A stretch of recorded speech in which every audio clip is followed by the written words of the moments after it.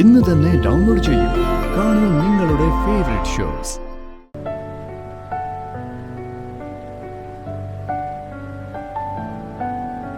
കോടതി കൂടുന്ന 11 മണിക്കല്ലേ?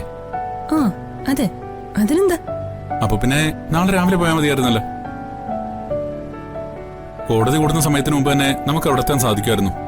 അങ്ങനെ നേരെ ചെന്ന് കോടതിയിൽ വാദിക്കാനൊന്നും പറ്റില്ല സച്ചി. അതിനു മുമ്പ് കുറെ കാര്യങ്ങൾ ചെയ്യാനുണ്ട്. കോടതി കയറി നമുക്ക് പറയാനുള്ള കാര്യങ്ങള് കൃത്യമായി ജഡ്ജിയോട് പറഞ്ഞാ പോരെ? ആർക്കായാലും കാര്യം മനസ്സിലായ പോരെ? നല്ല കഥയായി. കോടതിയിൽ ഒരു കേസ് ആർഗ്യുമെന്റ് തുടങ്ങുമ്പോ എന്തൊക്കെ കാര്യങ്ങൾ നോക്കണമെന്ന് അറിയാമോ? പല സീനിയർ അഡ്വക്കേറ്റ്സുമായിട്ട് കൺസൾട്ട് ചെയ്യേണ്ടി വരും. സമാനമായിട്ടുള്ള പല കേസുകളെ കുറിച്ചും പഠിക്കേണ്ടി വരും. ആ കേസും ഈ കേസും തമ്മിലുള്ള കമ്പാരിസൺ വളരെ ക്ലിയർ ആയിട്ട് കോടതിയിൽ പ്രസന്റ് ചെയ്യണം. ഓ അത് ശരി. ഇല്ലെങ്കിൽ കേസ് തോക്കാൻ അത് മാത്രം മതി. വക്കീൽ എങ്ങനെയാ ഈ കോടതിയിൽ കേസ് വന്നേ? അങ്ങനെ ഒരു വക്കീലിന് ഇന്ന കോടതിയിൽ മാത്രമേ കേസ് വാദിക്കാവുന്നൊന്നുമില്ല. ഏത് കോടതിയിൽ വേണമെങ്കിലും നമുക്ക് ഹാജരാവാം. ഈ കേസ് മുമ്പ് വാദിച്ചിരുന്നത് വേറൊരു വക്കീല, അഡ്വക്കേറ്റ് ഷാഹിദ മാഡം. ആ അത് ശരി. അപ്പോ ഇത് വക്കീലിന്റെ സ്വന്തം കേസല്ലേ? ഇതെന്റെ സ്വന്തം കേസാ. പക്ഷേ നാളെയാ ക്രോസ് തുടങ്ങുന്നതിന് മുമ്പ് ഈ കേസ് നേരത്തെ വാദിച്ചിരുന്ന അഡ്വക്കേറ്റ് ഷാഹിദ മാഡത്തിനൊന്ന് കാണേണ്ട ആവശ്യമുണ്ട്. അതെന്തിനാ ആ വക്കീലിനെ കാണുന്നേ? വാദിക്കാനുള്ള പോയിന്റ്സ് ഒക്കെ പറഞ്ഞു തരാനാണോ? വാദിക്കേണ്ട പോയിന്റ്സ് മാത്രമല്ല, കേസുമായി ബന്ധപ്പെട്ട മറ്റൊരുപാട് വിഷയങ്ങൾ ചർച്ച ചെയ്യാനുണ്ട്. ഇന്ന് രാത്രി മാഡത്തിനെ കാണണം. അപ്പോ ഇന്ന് രാത്രി നമ്മൾ എവിടെ തങ്ങും? ആ വക്കീലിന്റെ വീട്ടിലാണോ? അല്ല, നമുക്ക് താമസിക്കാൻ വേറെ ഹോട്ടലിൽ റൂം ബുക്ക് ചെയ്തിട്ടുണ്ട്. ഹോട്ടലിലോ? എന്താ സച്ചിക്ക് പേടിയുണ്ടോ? പേടിയോ?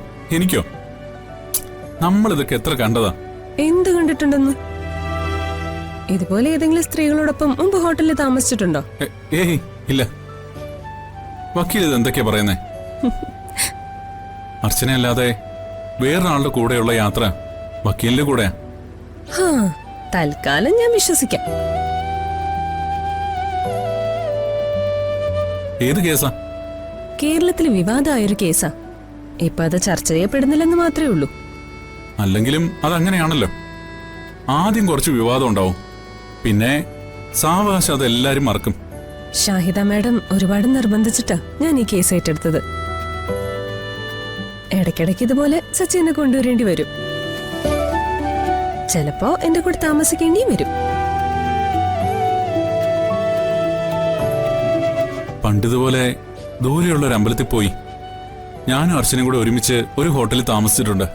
എന്നിട്ട് കേക്കട്ടെ. എന്നിട്ടെന്താ, അർച്ചനയ്ക്ക് എന്നാ ആ ഹോട്ടല് തീരെ ഇഷ്ടപ്പെട്ടില്ല. അവക്ക് ഞങ്ങളുടെ വീടായിരുന്നു ഏറ്റവും ഇഷ്ടം. അർച്ചനയെ കുറിച്ച് ഇതുപോലുള്ള ഓർമ്മകളെല്ലാം സച്ചിയുടെ മനസ്സിൽ ഇപ്പോഴും ഉണ്ടല്ലേ? അർച്ചനയുമൊത്ത് ജീവിച്ച നിമിഷങ്ങളില് ഒന്നുപോലും ഞാൻ മറന്നിട്ടില്ല. അതെല്ലാം എന്റെ ഓർമ്മയില് ഇങ്ങനെ തെളിഞ്ഞു നിൽപ്പുണ്ട്. മരണം വരെ എനിക്ക് അതൊന്നും അങ്ങനെ മറക്കാൻ പറ്റില്ല.